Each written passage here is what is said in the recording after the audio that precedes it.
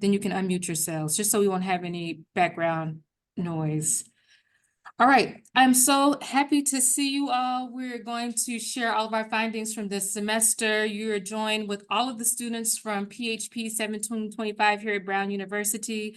This was a class that was a joint partnership between Brown University and Tougaloo College. And as you can see here, we have our presentation agenda, and I just want to walk you through a brief introduction of the course and myself and the students, and then we'll get right into the presentation.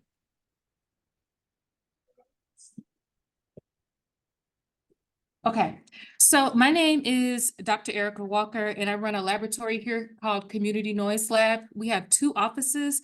We have an office in Providence, Rhode Island, which is we're in that building that you see here. We're here today. And we also have an office in Jackson, Mississippi. And if in our office in Jackson, Mississippi, I'm sure you guys have seen Dr. Christina Nika. She has been all over Gloster in our background community, helping us to measure air pollution, noise, soil, water quality, you name it, in Gloster. So I want to talk a little bit about our class this semester that is going to be presenting the work that you're going to hear about tonight. So I teach a class here called Rural Public Health at Brown University. And this semester, we worked on the research project in Gloster, Mississippi. And we worked with students at both Brown University School of Public Health and at Tougaloo College. And we've gotten some great press recently, thanks to the efforts from Dr. Martin. We've been, our work has been featured at Brown University and also in the Jackson Advocate. So we cover a lot of topics in the rural public health space. We're looking at a bunch of different things. You can see topics. We see a bunch of different topics that we covered this semester. We covered things ranging from air and sound pollution to Dollar General prevalence to climate change. We looked at the rural public health lens in two different ways. So we looked at some countywide trends. So we see a bunch of maps here where we looked at countywide trends, looking at different things like high blood pressure, stroke. I think this is, I don't know what this one is, but we just looked at a bunch of different things. But we still centered our work on Gloster. So while we looked at countywide trends, we always brought it back to the city of Gloster. And then just to give you a little background on the city of Gloster, for those of you who don't live in Gloster, you can see here that we worked in Gloster, which has about a 40% poverty rate. We can see the annual median income of about $36,000 a year, and it's home to a bunch of biomass manufacturing. So we worked in Gloster because that's where the heart of the storm is, but we also did a little bit of work in a town that's similar to Gloster, but does not have any of the wood pellet manufacturing. So we looked at a town called Mendenhall, Mississippi, and you can see here it's pretty comparable, but the main difference is that there is no wood pellet manufacturing. So at the end of the day, we are going to compare our findings in Gloster to the findings in Mendenhall. So Mendenhall represents the question, what if we had a town that wasn't inundated with wood pellet manufacturing? So I want to talk a little bit about the work that we did this semester. So you guys saw Dr. Nika. She's the one that runs the office in Mississippi, but we had a student from Jackson State University, Arlencia Barnes. I know Mr. Jimmy, Mr. Jerry, Dr. Martin, you guys worked closely with Arlencia setting up the air pollution monitors in Gloster. And so she measured at all of the sites that you see here today, and she's responsible for the data that we are going to be analyzing in the class this semester. And as you can see, Mr. Jimmy, Mr. Jerry, and Arlencia also did a lot of noise pollution monitoring as well. So at all of these sites here, you can see all of the sites where we measured noise pollution. And so some of the pollutants that we measured, you can see here, we're going to talk about them in more detail. Yeah, we'll get into that in a little more detail. Who's that? Who's not muted? All right, I'm just gonna, we're getting some background. I just want to make sure everyone's muted. Can everyone just make sure they mute themselves? Because we're getting a little background and I don't want it to hinder the recording. Okay, and so also in Gloster, we have enacted a public health study, not only in Gloster, but across Mississippi, where we have been working with children, we've been surveying families, and we've been collecting biological information on these children. And we plan to collect this information with them over a period of time. The idea is to understand how this wood pellet manufacturing is influencing the health of children that live nearby. And we also want to take a special shout out to Dr. Martin, who has, without Dr. Martin's efforts, this work would not have been possible this semester. And she was also the recipient of the Dean's Community Partner Award here at Brown University School of Public Health. So we probably can't hear, but I just want you guys all to give Dr. Martin a great round of applause and Greater Greener applause. All right, so I'm going to turn this presentation over to the students. So students will come up to the podium and present, and I'm very excited for you here to hear their findings.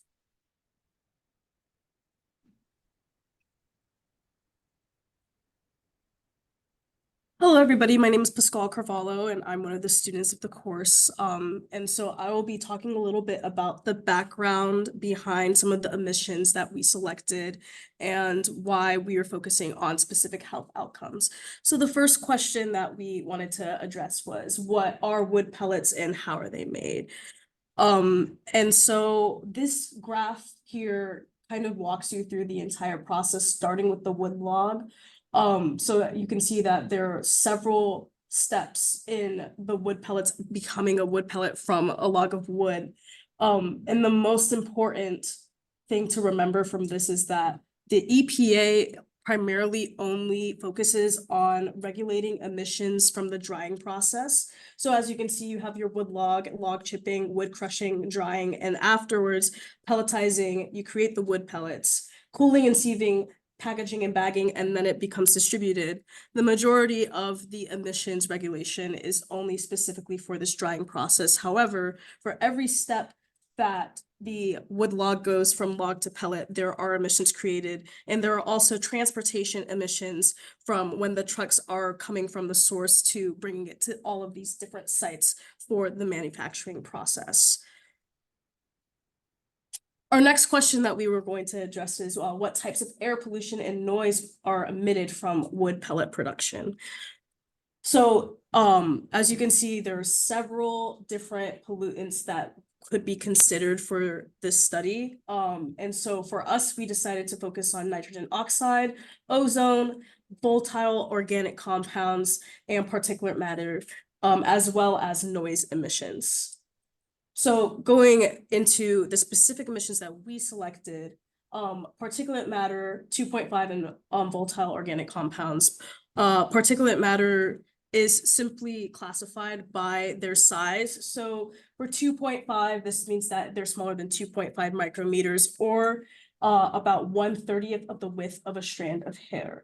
This is important to note because it's easily inhaled into the lungs and can be absorbed into the bloodstream. This is different from other sizes of particulate matter, which may be blocked off by different mechanisms in the body, so it doesn't get inhaled into the bloodstream. So the most important thing to remember is that this pollutant does enter the bloodstream. So some of the health effects that are associated with this is chronic obstructive pulmonary disease development, and this is specifically in children, asthma.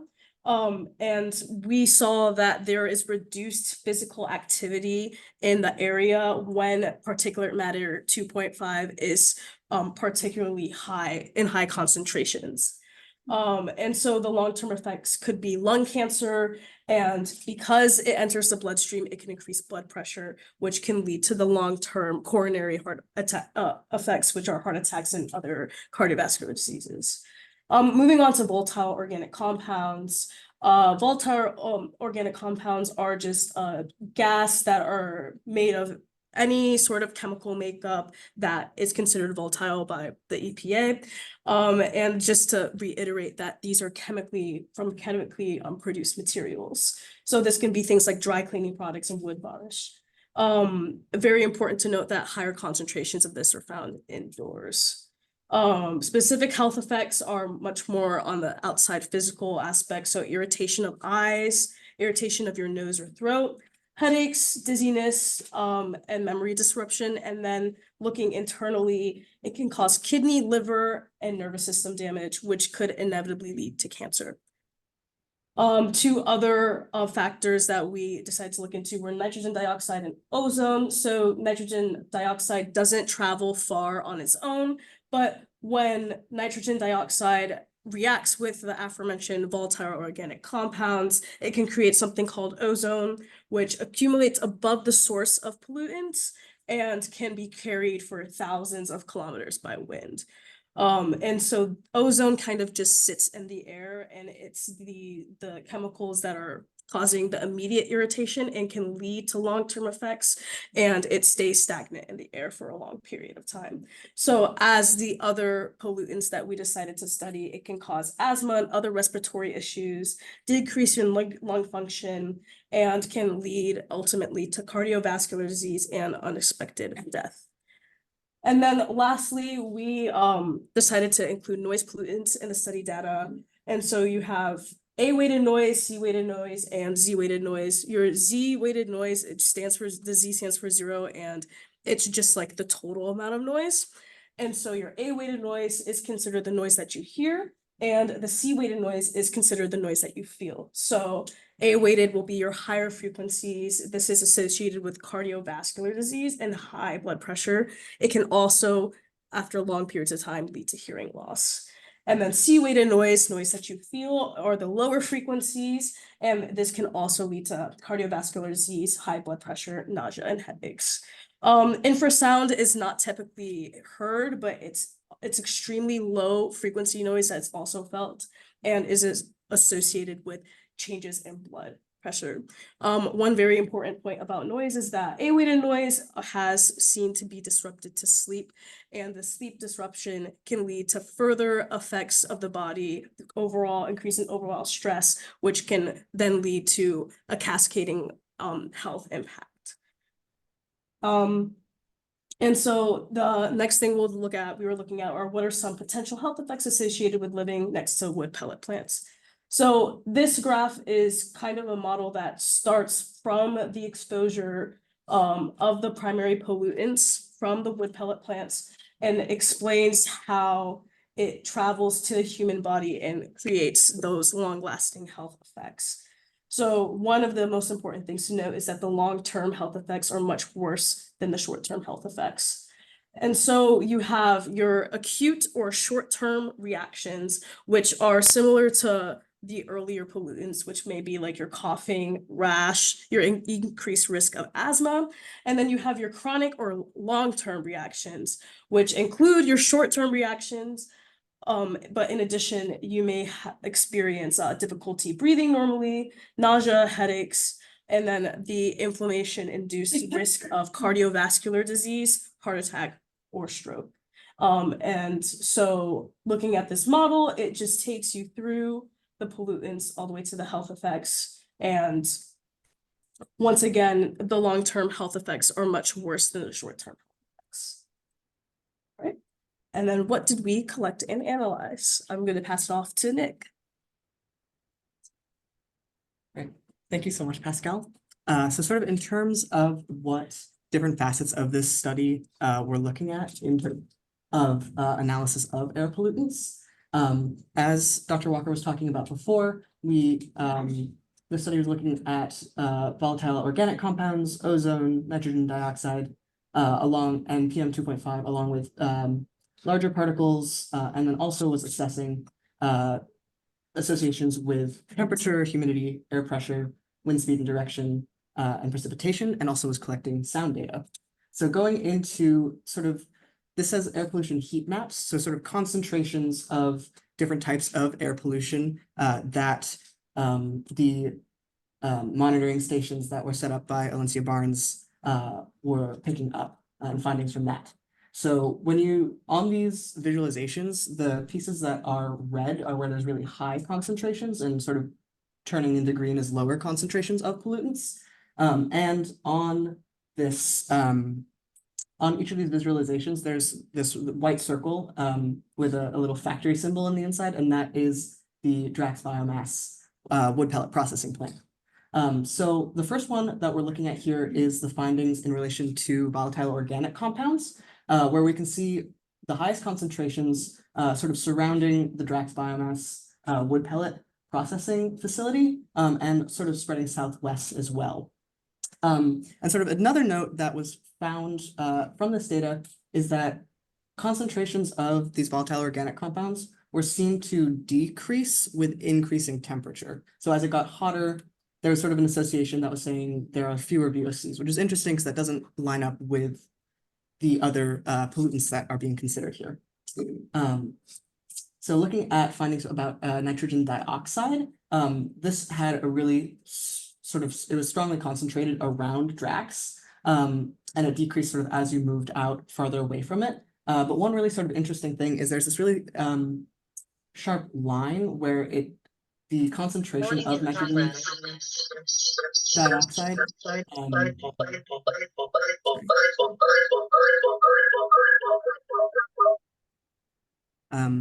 sorry about that. The nitrogen dioxide dissipated a lot faster in this sort of more like green area where there was like sort of more forested land, and dissipated a lot more slowly over sort of land in use in developed areas. And this was also shown to increase in concentration as temperature went up, which was similar to ozone. This particular sort of concentration map is interesting in that you can see a sort of sharp point off to the northwest of the Drax plant, but it's sort of still in the similar area to the nitrogen dioxide findings. But there's also this additional high concentration of ozone that's along sort of larger roadways off to the east of Gloster, which is sort of a different pattern than we were seeing before, which is interesting. Yeah, and was also associated with temperature increases. And then the particulate matter 2.5 findings were sort of different from these other three in that it didn't show a concentration around the Drax biomass plant, but it had this really strong pattern of like being concentrated off towards the roadway to the east. And was also associated with temperature in a similar way. So when we look at all of these together, one of the sort of really interesting pieces of how these findings are being visualized is that you can see in this area where the NO2 concentration is high and the VOC concentration is high, that's sort of where the ozone concentration ends up being for part of it, which makes sense since these two types of air pollution combine to form ozone. So that's sort of something to keep in mind. Yeah, and sort of this additional trend in specifically to PM 2.5 and ozone concentrations near these larger roadways was sort of in that these are the two particulates that can travel a little bit more. It's sort of interesting that they had the second pattern. Yes, and then really importantly, these concentrations of air pollution, these are all looking at Gloster, Mississippi. While we don't have these maps as part of the presentation for Mendenhall, the air pollution was magnitudes lower. It was significantly lower concentrations overall than we see in Gloster. And then I'm going to turn it over to our classmate Hannah to talk a little bit more about findings on indoor air pollution. Thank you.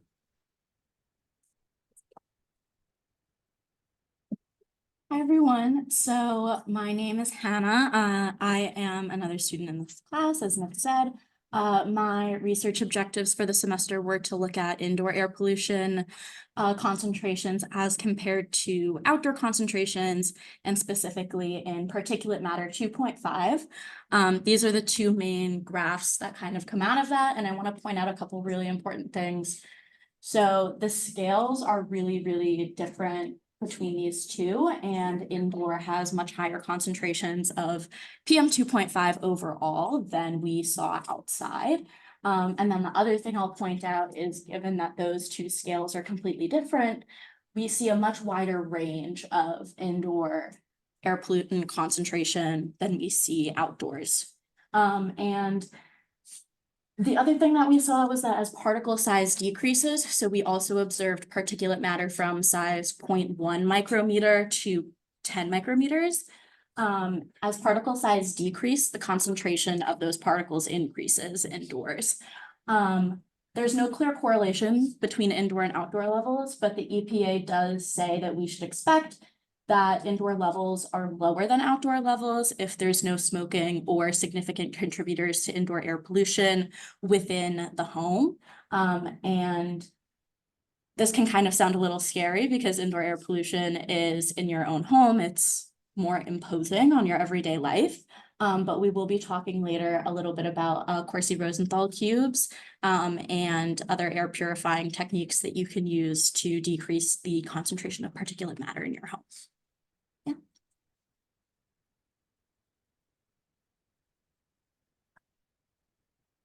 All right, so I'm going to go back to talking about our findings with noise pollution. The students this semester didn't analyze the noise pollution levels, but I did. So I wanted to share some really interesting findings about noise pollution. So we want to first look at A-weighted decibels. So A-weighted decibels are the decibels that you primarily process through the auditory system. And so as expected, the concentrations, as you can see, here's the Drax biomass, this little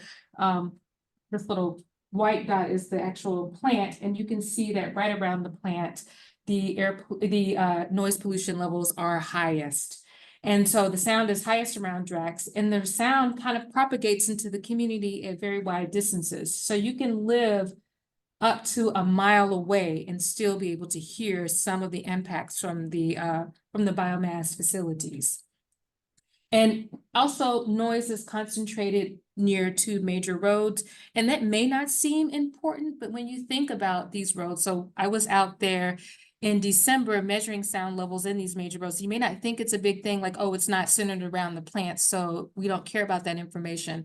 But the fact that not only with the air pollution and the noise pollution, we see concentrations along these major roads, we should also be concerned about the increased traffic that is coming to and from the wood pellet manufacturing. Because when I was out there measuring on those roads, they were very quiet country roads, but these quiet country roads are now being inundated with big trucks that are carrying logs to and from Drax. So it's something to consider when you're thinking about not just the pollution from the wood pellet manufacturing, but also the pollution that comes from people bringing the materials to the plant and shipping the materials from the plant.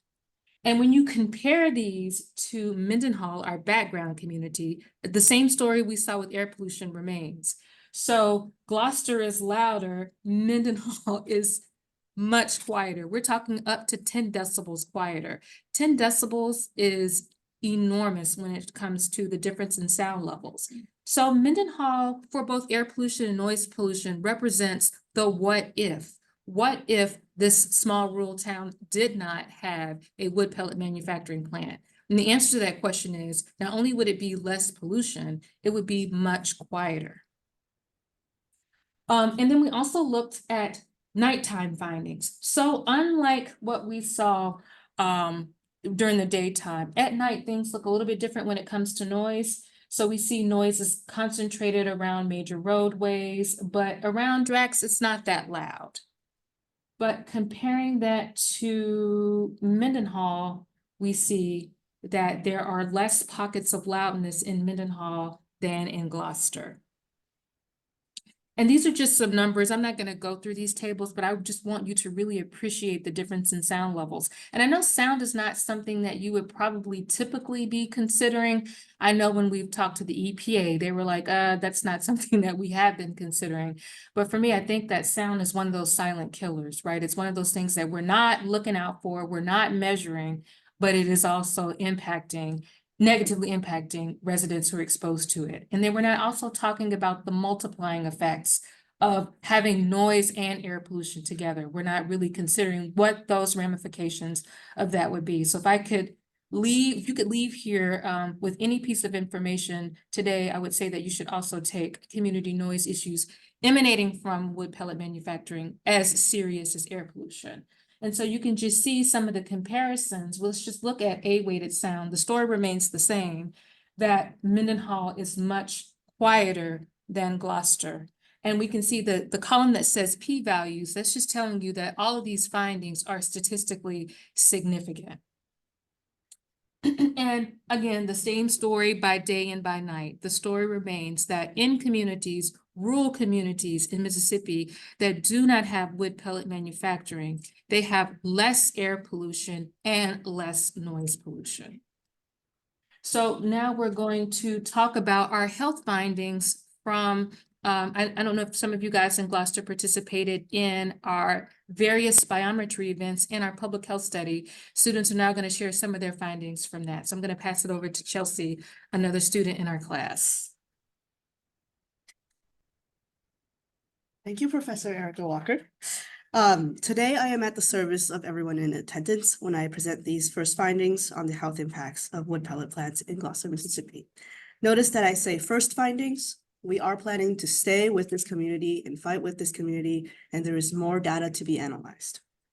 Of course, data requires time, and so this is what we are able to do in this semester. First, I want to talk about the group of people who are Gloster residents who volunteered to participate in our health study. Some of them may be listening to me online right now as we speak, and so hello. We really appreciate your contribution and your engagement. In total, there were 112 Gloster town residents who let us researchers collect some key information about who they are and also let us measure the health of their lungs.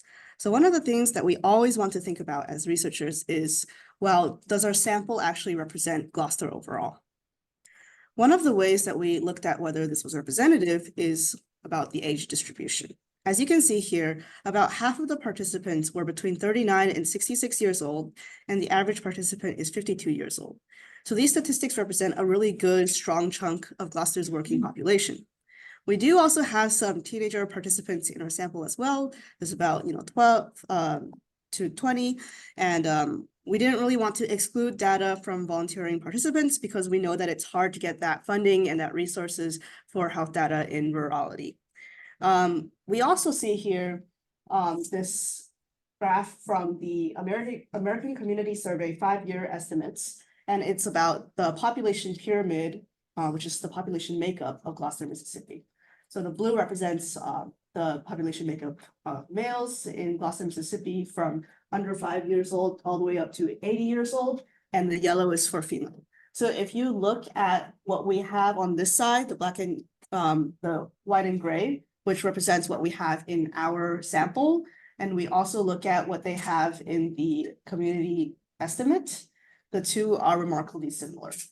For example, you can see that the 21 to 25 age group, right, that's much smaller. And we can see that that's also reflected within the American Community Survey. The average height of participants was 5'5", and the average weight was 202 pounds. So if we calculate the ratio between those two, that is a metric that is used sometimes by the CDC, the Center of Disease and Control, to measure obesity. However, that ratio is flawed in some ways, so we did not include that in our analysis. Suffice it to say that this ratio is sometimes useful, but not in our case today. The average of our peak expiratory flow values was 2.4, which measures how quickly you can exhale. Then, based on age and height information, the Community Noise Lab was able to calculate a predicted ratio for each patient with a lower percentage completion. So now I'll talk about findings more. I want you all to keep in mind that these findings are a start again and not an ending on our spotlight on Gloster. So this is our baseline, and we are going to create new questions in the pursuit of the truth. So first, we're going to look at reference values. So something important to consider is that in this experiment, we take these important information demographics of each participant, and we calculated a predicted value of your lung capacity if nothing is wrong. And within that, we have some abbreviations. FEV1 and FEV6 separately, both of those are measures of forced expiratory volume, which is how much air you can exhale in any given amount of time. So think about if I ask you to exhale in 1 second, you go, right? You let a breath of air out. How much air can you exhale then? Right? So for FEV1, that's 1 second. For FEV6, that's 6 seconds. Equally, we also have forced vital capacity, which is how much air you can exhale in total. So you could have a really high forced vital capacity if you have really big lungs, you're a really big person. But let's say that you smoked for like 40 years. So you have a lot of scarring between your lungs and your airways. That's going to cause your forced expiratory volume to decrease because you can only let out a little bit of air at a time. So that's the reference value. But how does that connect to the measurements that we actually made? Well, we have a percent predicted value, which is the ratio of the measured values to the predicted values. So that's going to really answer our question, how is your respiratory performance right now versus where it should be? Right. And this gets into our idea of environmental justice. This is the harm that is done. This is what happens when where you should be and where you are has a big difference. So our threshold is about 70% is considered healthy for both FEV1, FEV6, and FEV1, FEV6. So the findings that we got were that decreased distance to DRAX is correlated with increase in weight, and increase in age was correlated with both a decreased percent of predicted FEV1, FEV, and a decrease in percent of predicted FEV1, FEV6. Our key statistical model was that we used stepwise regression modeling to find predictors of respiratory function and weight.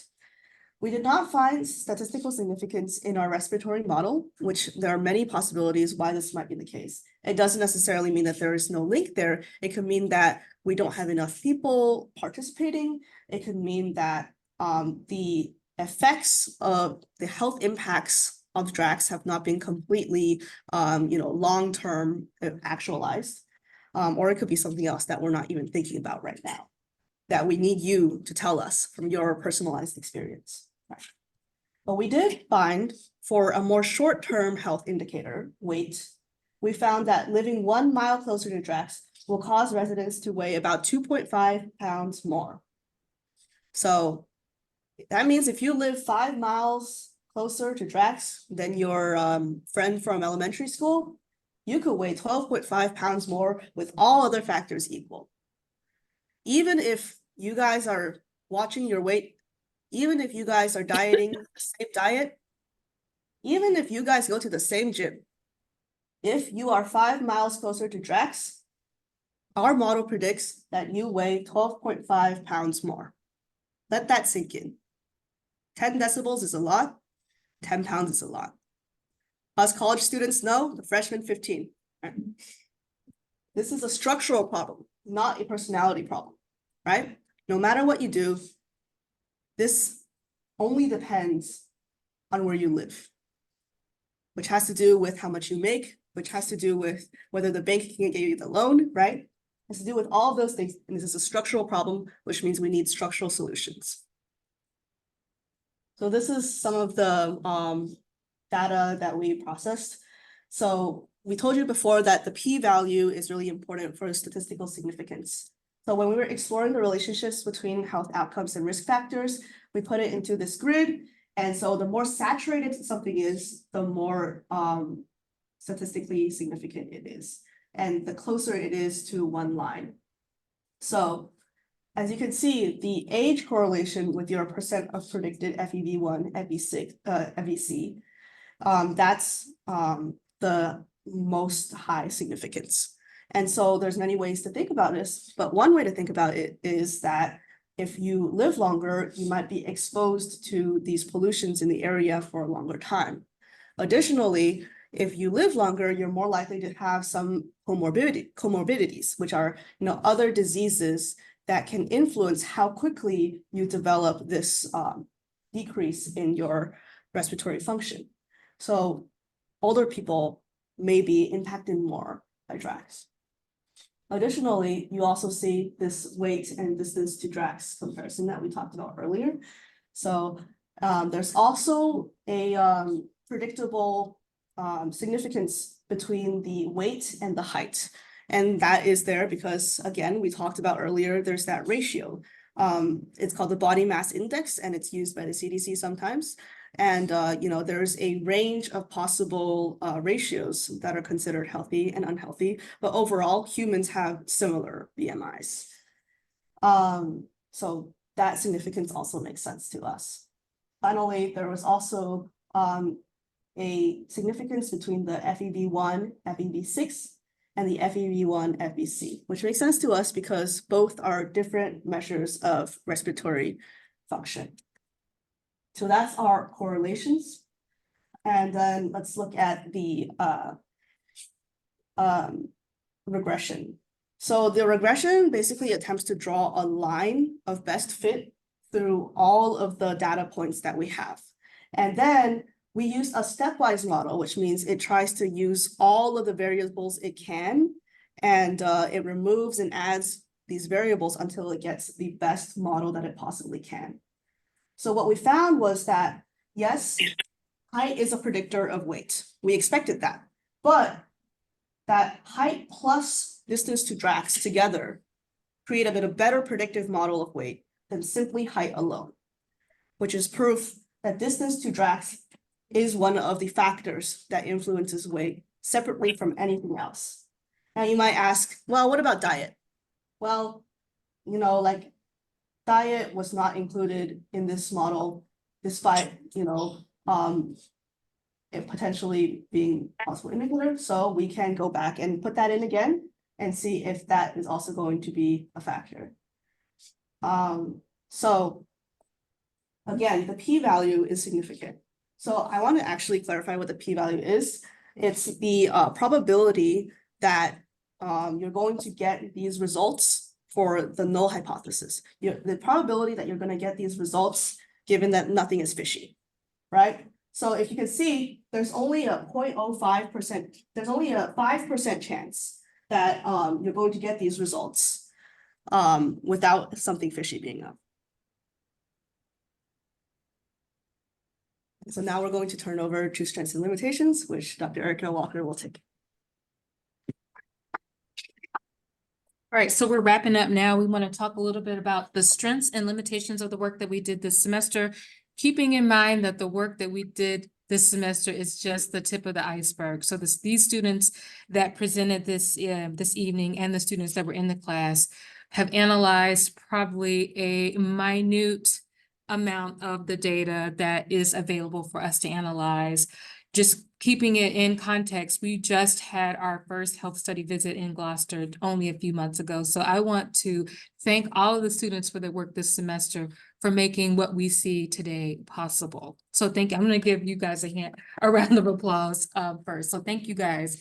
But we do want to be open about the strengths and limitations of our work. So limitations include healthy versus unhealthy was defined using diagnostic criteria for chronic lung conditions. So we had a very small sample size that we would like to increase with increased work with Dr. Martin. We need more people to give us the power to detect these differences in more meaningful ways. So because we have a small sample size, we are not able to say any of the effects that we saw today were causal. These are associations. We still have a lot of work to do before we can say X causes Y. And we still have a lot of other data to analyze. As a point of reference, we've collected blood samples, we've collected a detailed survey, and we haven't even analyzed that data yet. So we still have a lot of work left to do. And so the indoor data that was presented today, it was only just one household. We have other indoor data to be analyzed, but again, this is just a semester, so the students can only do so much. But the strengths of this is that we are beginning to actually put real data to the question of whether or not wood pellet manufacturing is harmful to the communities who live nearby. I think what we saw from the air pollution and noise results is that yes, residents who live near wood pellet manufacturing have higher exposures than those who do not when we compare it to a reference community like Mendenhall. So we are now able to put some actual data to the test. And then we have strong descriptive power. We're establishing the nature of air and noise pollution presence in Gloster. So it was up until this work, very little work has been done in this space. And we're very happy to work with Dr. Martin and Greater Greener Gloster project to start to tell these stories. And we also had significant community engagement. None of this would have been possible without you all. So let's talk a little bit about our future research directions. So again, students only analyze a small portion of the data. We have lots of other lung capacity data. We have we have hearing data. We have a detailed survey. We have cortisol levels measured in their nail samples. We have blood data that we can look at, biomarkers associated with asthma, associated with inflammation. These are things that we haven't analyzed, but we will analyze. So we would like to analyze all the data. I think our first step would be to now work with students at Brown, students at Tougaloo, anybody, students at Jackson State, to begin to analyze this data so we can have more findings. So we also want to do this for a lot longer. So we called Dr. Martin, I think it was last summer. So we haven't even been in Gloster for a year. We've done all of this work, but we would like to do more. We would like to expand to the other wood pellet communities that are in Mississippi, because that gives us more comparison and more data. We would like to look at additional air pollutants than the ones that we saw here. And starting this summer, we will also look at BTX chemicals, formaldehyde, we'll look at speciated VOCs. So we're going to add a lot more air pollutants to the story. And we would like to continue to recruit children so that we can have greater power to determine these associations between air pollution, noise pollution, and community health.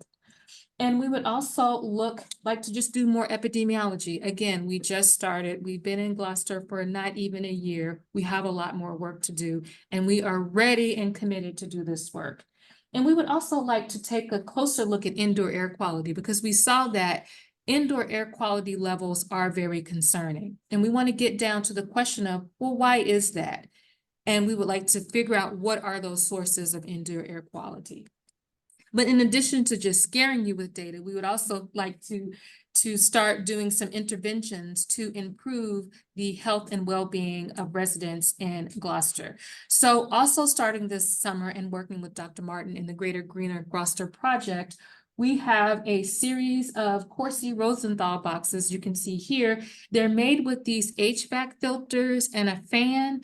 And they are great, low cost, very small footprint ways that you can improve the indoor air quality in your home. And they also have this really interesting sound, so it can drown out the sound of Drax in the background. So we have enough supplies to make 80 boxes, and we will offer these boxes. We'll show you how to put them together. We can even put them together for you and drop them off in your home.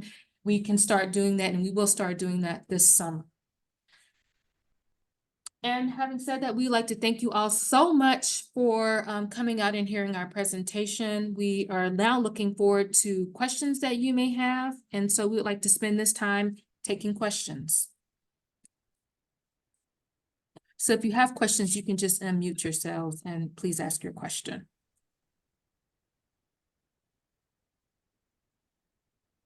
Should I stop sharing? What do you guys think?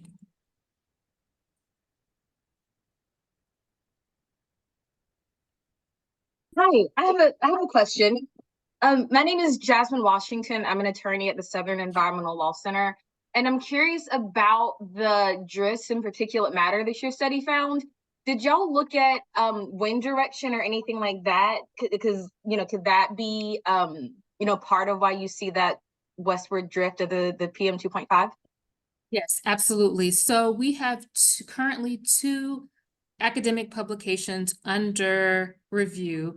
And so in that, we build a actual spatial temporal model where we look at additional factors like meteorological conditions such as wind patterns. And so we do see that even after adjusting for meteorological conditions like wind direction, we still see an increased presence of air pollution in Gloster versus in Mendenhall. So yes, I'm going to answer your question in 2 ways. So meteorological conditions like wind direction are responsible for carrying those pollutants across Gloster and to other communities. But they're also, even after considering meteorological conditions, we see increased levels of air pollution in Gloster above and beyond what we would see in Mendenhall. Did that answer your question? Yes, it did. Thank you. You're welcome. Thank you.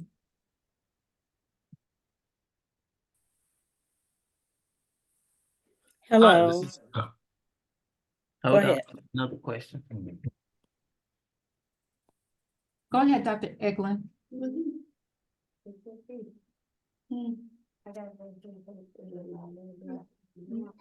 Or Patrick, you can go.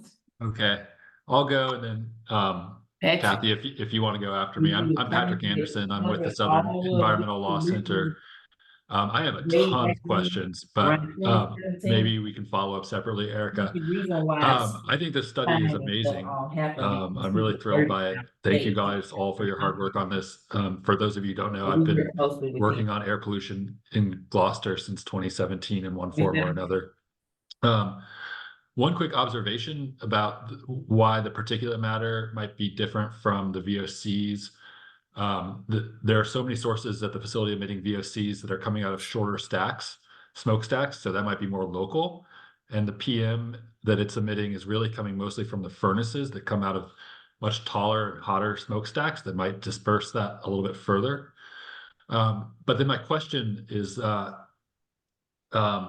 when is, I'm assuming there's going to be some publications coming out of this. Do you have a timeline for when we might have some peer-reviewed publications coming out of all this work? Yep, so we submitted the air pollution paper in January, so it's under review and we're at the mercy of the reviewers and the publisher. But we're kind of like at the point now where we won't, like, we can't, we're really under embargo until that happens, but, you know, we reached out to the publisher a couple of weeks ago, just kind of getting some updates about when that would be. So we're expecting to see something in the early summer. But until then, we really, you know, like, we're kind of under embargo. But as soon as it's published, we're gonna share far and wide. And the noise paper is already accepted and it will be out in the fall. Thank you. Dr. Eglin, did you I- have a question? Well, I did, but I saw Doronda's iPad, so I thought that individual, this is amazing and something that, like Patrick, is much needed. And that was going to be my question was, how soon could we get this out? And when you say about having this far and wide, when I think far and wide, I'm working with people from 6 different continents on this. And I'm hoping that we can maybe schedule when it's ready to be released, that I can be of assistance in trying to ensure that this is published, this is just gotten as broadly and widely as possible. It's absolutely amazing, and I think people in other countries will benefit as well, just hearing about this and learning about this.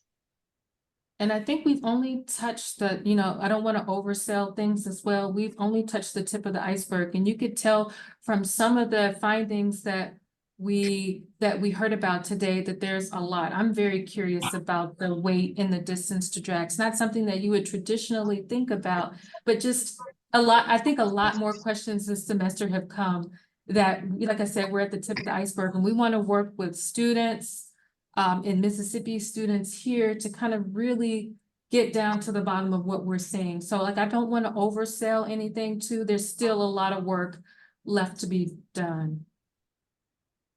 But what has been done, like you said, in less than a year is phenomenal. So congratulations. Thank you. I know there's much more to come, but I don't want you to undersell this either because it is remarkable and more than I've ever seen on this. So thank you. Thank you. Nice to see you. Good seeing you. Hello, this is Doronda, and my mother is resident of Gloster. And I just first of all like to thank you all, the students, thank Dr. Martin, the Greener Gloster Project, all of those who are involved for this wonderful work that has been entrusted into your hands and helping and caring about the health of our community residents here and our community and our residents. But my understanding, I just wanted to get an understanding about the PM2 levels, I think you said, and you noticed that even though the direction it was farther away, going somewhat northeastward, was I correct when I heard you say that? Yes, yes, absolutely. So we saw that it wasn't necessarily concentrated around Drax, but it also propagated widely into the community. So yes. Okay, thank you. And that's interesting. And I'm just excited to hear about the work that you're doing. And again, the release of the information and everything that's going to come forth out of it. Thank you so much again. And may God bless your work. Yeah, thank you. Thank you so much. And it's really nice to meet you. Dr. Walker. Yes, We're here in ma'am. the library. We have a question. Okay. Shalom, hello. I am Tanisha Mitchell. I am a resident of Gloster, Mississippi. And I do want to say thank you for all that everyone is coming together to do. But is there something that we can put in play or can come together and can put a stop? Even though from the surveys, from the poll, from the diagnosis, from everything that we have so far, is there something that we can put on the table to have them stop, to halt it for a second until we come to a conclusion, until we come to a solution? Is there something that we can put on the table, maybe go back into a research to put a stop to it? And maybe we can see the difference. Maybe we can compare the two, if they stop moving. I understand it's money, I understand it's business, I understand that, but we're also dealing with people. We're also dealing with health. We're also dealing with the young and the old. So is there something that we can come together, prepare together, place it in front of who it needs to be placed into to put a hold, not a stop, but maybe a hold on the building? You know, your question made me your question kind of brought tears to my eyes because it kind of makes me think about, even in the face of growing data, we're still a lot powerless. So like I said, I don't want to oversell this and say that with this data, you'll be able to go to anyone who would listen and actually take action. So I don't want to lie. I respect you and love you enough to tell you the truth. And I can just say that I don't think that what we have today can be taken to Drax and get them to stop doing things. But I think you have a good idea. And this is where y'all gonna have to lean in and support Dr. Martin, because this can be a community ask. This can be like, while the monitors are in the community, if we just stop production from 1 week or 2 weeks, or even a day, if we saw a decrease in air pollution levels or noise pollution levels, that can tell us something. So while I don't think I have the power, the students in this class have the power to stop the manufacturing process, I think that as a community, your voices together, I think that's a legitimate ask. I also think that you should be asking your MDEQ, for example, to start measuring pollutants hourly, right? They sort of regulate pollutants on a daily basis. You need to start asking for hourly measurements and hourly reporting. So again, I don't think that the work that we've done this semester in this class, or even that the work that we've done to date, is enough to get things to stop. Again, I'm not going to lie to you, but at the same time, I think that these are very reasonable demands to take to Drax. Did I answer your question? You did. I appreciate it. We have another comment coming from this group as well. Good evening. They can't hear you. I can't hear me. Before the question comes up, there's a student that wants to add something. Can you come up? Yeah, sure.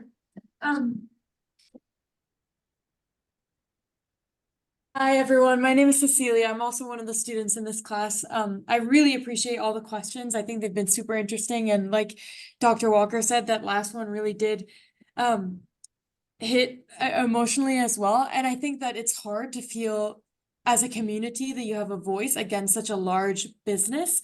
And so taking it to Drax is definitely one thing, but I just wanted to propose like a second idea, which would be to take it to regulators as well. Drax has been paying off millions of dollars worth of settlements in different states, including Mississippi, for violating environmental protection rules and producing way more emissions than they're supposed to. And this all happens very quietly because they do this with settlements and they just pay off $2.5 million, for example, in Mississippi to the environmental protection agencies that are there.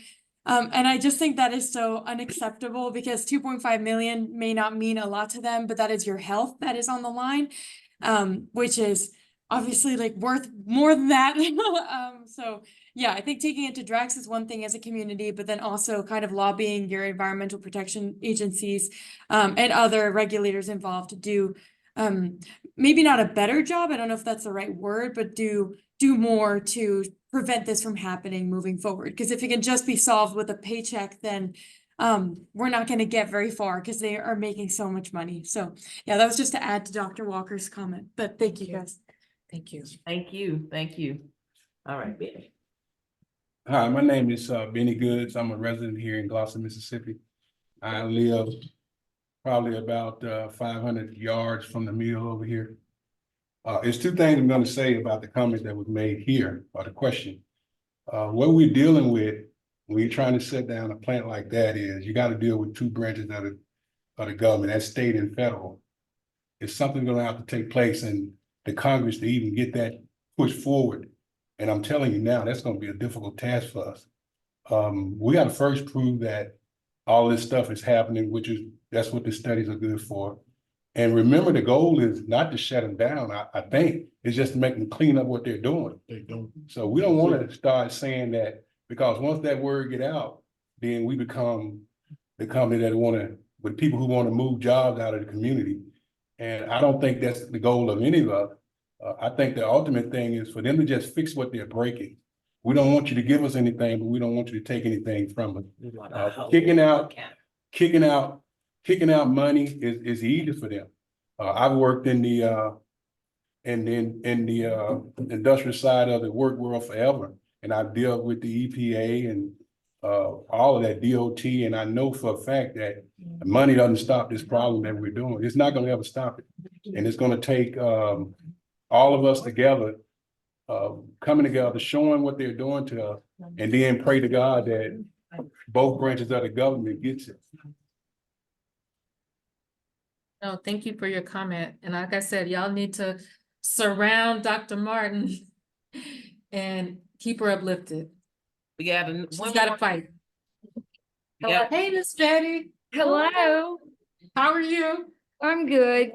My name is Betty Ravencraft. I live within a quarter of a mile of Drax and the new mill, Gloster Forest Products. So I'm sure my home was one of the ones tested for sound. And there was a pollution reader in my yard. And I just want to thank everyone for all the hard work that you put into everything this year. It just makes me all teared up to know that there's so many people in Gloster right now that are sick.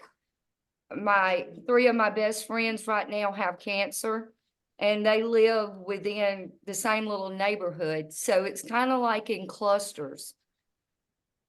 My husband, Jimmy, and I looked up some research, and right now Amite County is at the top of the list in heart disease. My husband 5 years ago had one stent put in. He only had like 75% blockage. And in September of this year, he had to have 6 bypasses. He went downhill that quick.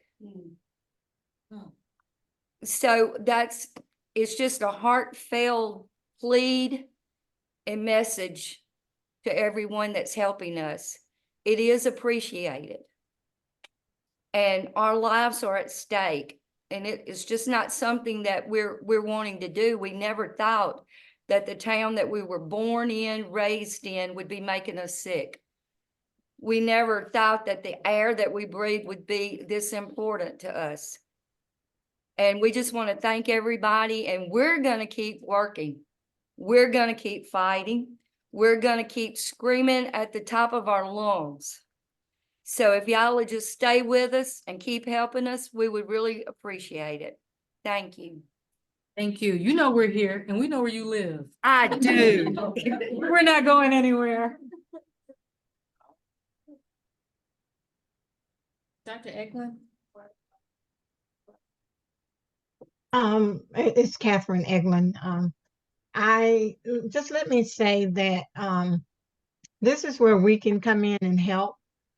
I can tell you, people don't like bad publicity. You know, this is truthful publicity, but it's bad.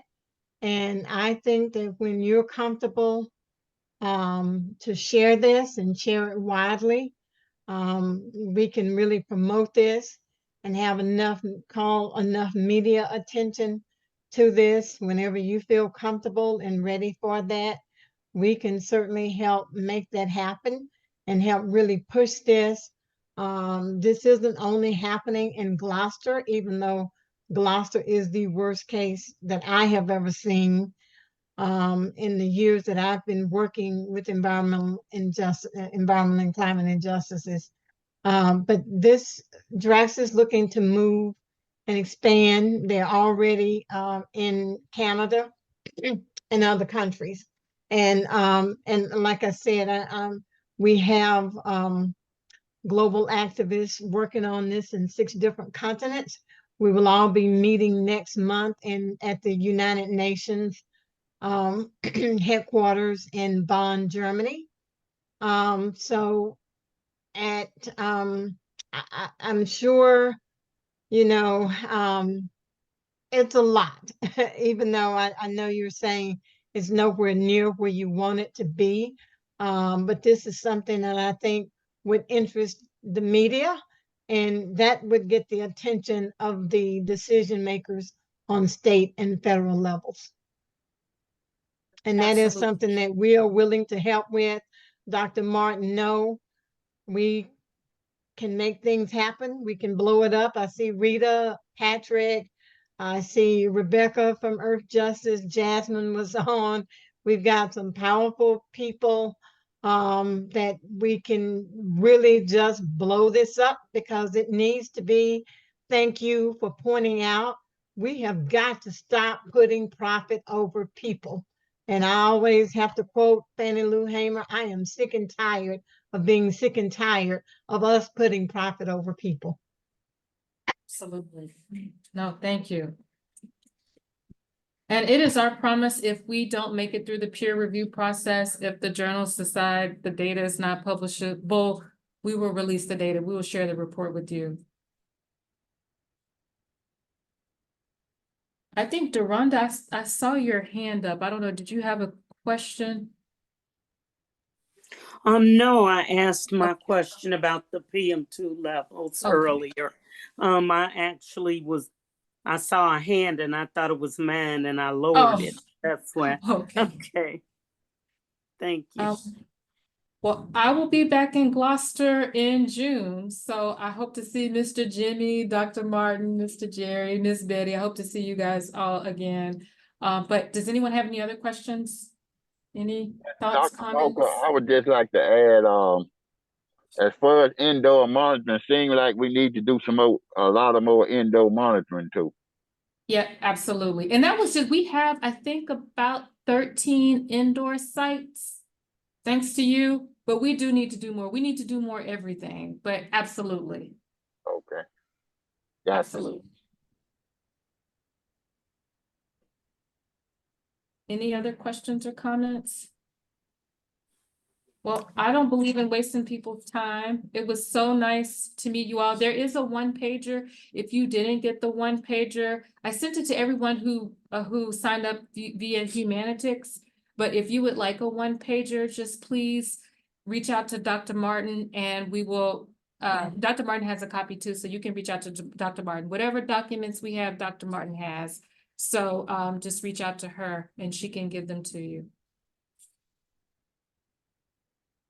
All right, it's nice to see you all. Some of you see you all again. Thank you so much for coming out. And thank you, students, for doing such a remarkable job this semester. Excellent job. Thank you all. Thank you. Thank you. Where the Gloster? Thank you. Thank you. Thank you, class, Thank you. for all your hard work. Thank you all. Thank you, thank you, thank you. Good job.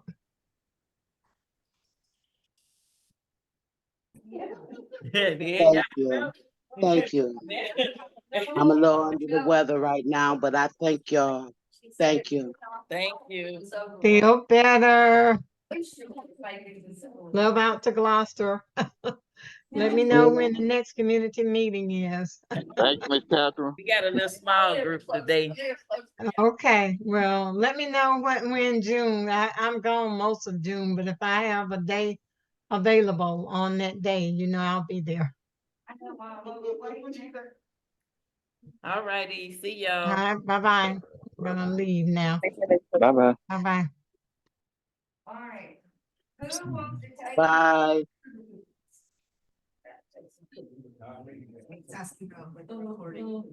Oh. Sage, can you type on my computer?